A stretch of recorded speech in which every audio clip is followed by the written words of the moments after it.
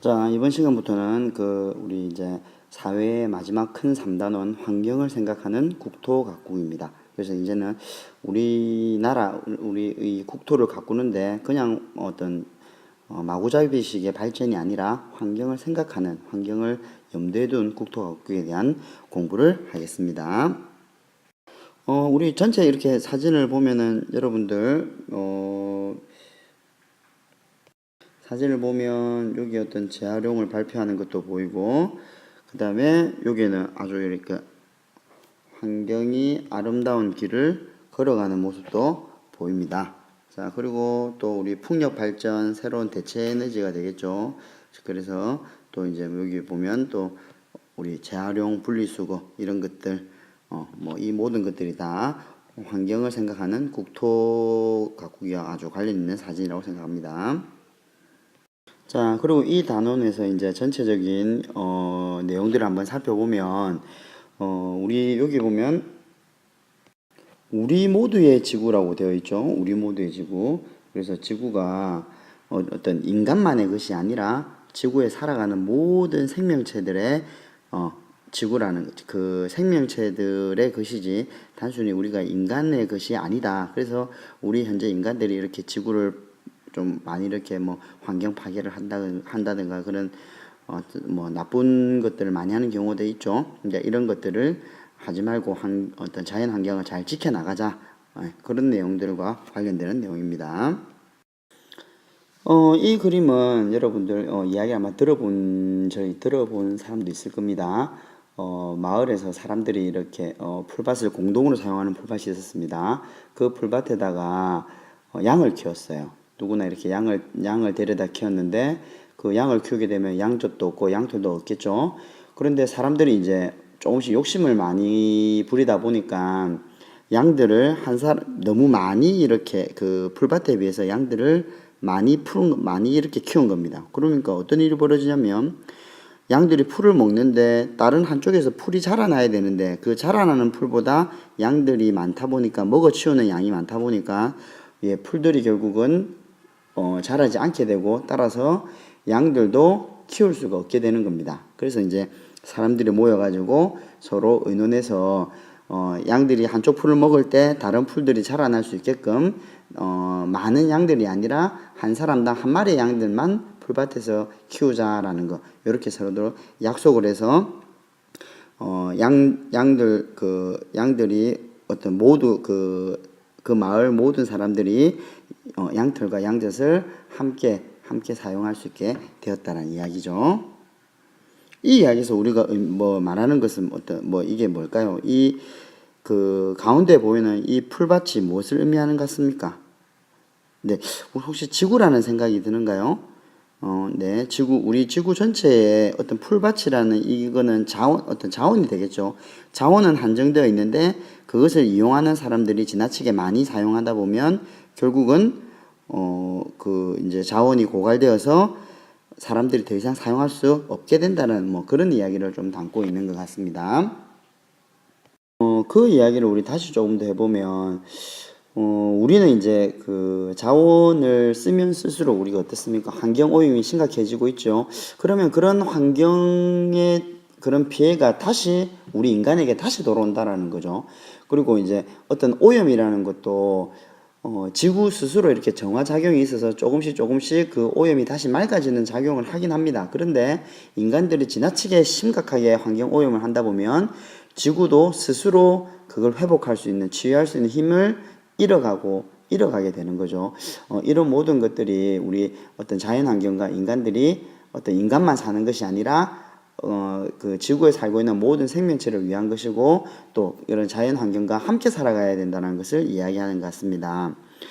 또 아래 있는 이런 바다, 숲, 땅 속에서의 이 모습도 보면 다 그런 내용들이죠. 지나치게 물고기를 많이 잡아서 결국은 물고기 없을 것이고 또 나무를 많이 벌목을 하다 보니까 결국은 산이 민둥산이 될 것이고 그리고 우리 곳곳에 이제 지구 밑에 있는 지하 자원을 파다 보면 결국은 지구 곳곳에 이렇게 마치 구멍이 뻥 뚫린 듯이 더 이상 이렇게 자원이 부족한 그런 지구가 될 것 같습니다.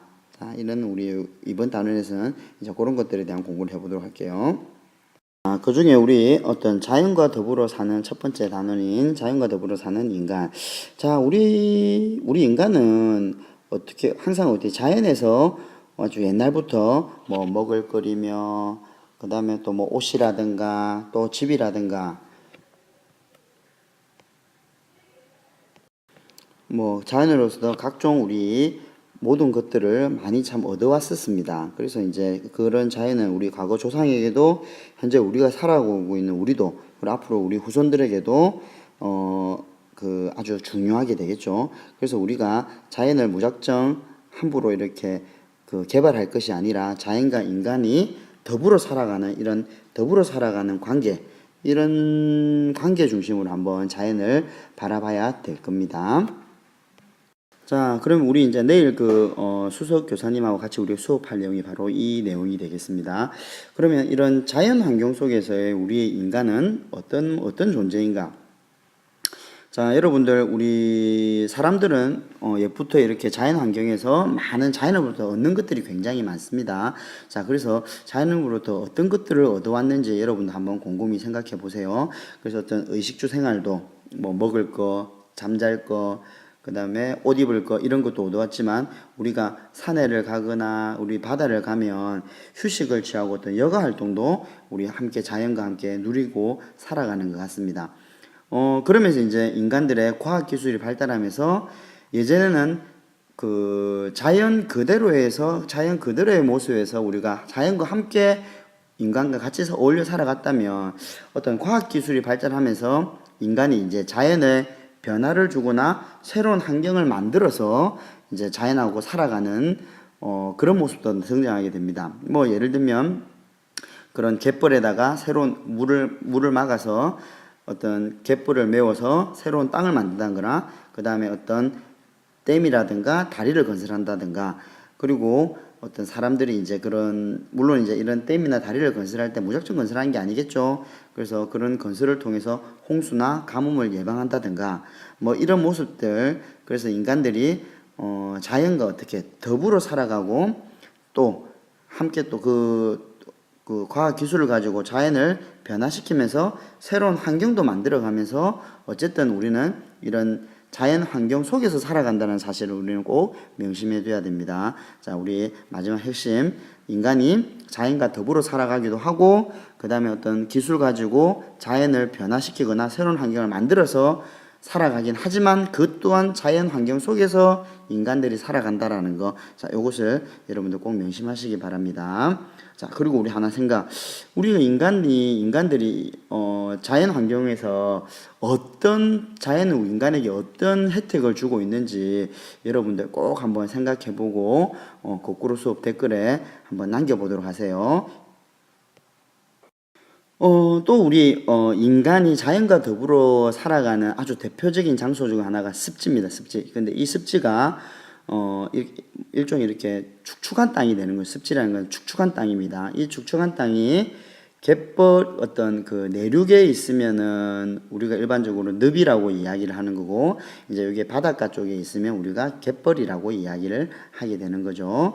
자, 그래서 이런 그 어떤 늪이 우리 인간들에게 주는 혜택이 있습니다. 그러니까 어떤 저수지 역할을 하고 물을 모아둬서 홍수의 피해를 막아준다든가, 그 다음에 흙에 각종 영양분을 준다든가, 그렇기 때문에 영양분이 많다 보니까 다양한 생물들이 살아가기 아주 좋은 곳이 되고, 그리고 어떤 나쁜 물질이 들어왔을 때 그 오염물을 또 정화시키는 역할도 합니다. 또 이렇게 늪이라는 것이 이제 그 우리 또 이 늪이라는 자연 환경이 좀 특이하다 보니까 또 많은 동식물들이 살아간다 보니까 이런 것들을 관광 산업으로도 인간들이 발전을 시키고 있어요. 여러분 우포 늪에 가봤나요? 부산에서 참 가까운 거리에 있는데 그 우포 늪에 가보면 굉장히 자연 경치가 참 좋습니다. 또 이제 그 과거에는 그 늪에 살고 있는 늪도 물이 어느 정도 있어요. 그래서 물고기라든가 농사를 짓기도 해서 이제 인간들이 어떤 늪을 잘 이용하면서 살아왔다. 또 마찬가지로 우리 갯벌, 혹시 요 근처에 있는 남해라든가 저 전라도 쪽으로 가보면 해안에 갯벌이 굉장히 발달되어 있죠. 이 갯벌도 늪과 아주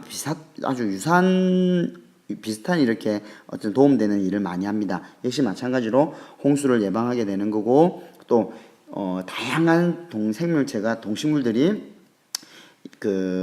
이제 갯벌에 살아가고 있죠. 그리고 뿐만 아닙니다. 그 하천을 통해서 물로 들어가게 되는 그 오염물을 다시 한번 갯벌에서 걸러주는 역할도 하는 거죠. 거름망 역할까지 하는 겁니다.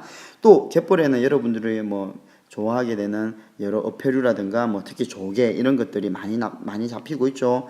그리고 이제 갯벌을 이용해서 소금을 만드는 것. 또 이제 요즘에는 아이들에게 갯벌 체험해가지고 지역 축제에도 이용하는 것. 그렇게 이렇게 늪과 갯벌은 우리 인간들에게 아주 도움되는 것들을 많이 우리 인간들에게 주고 있어요.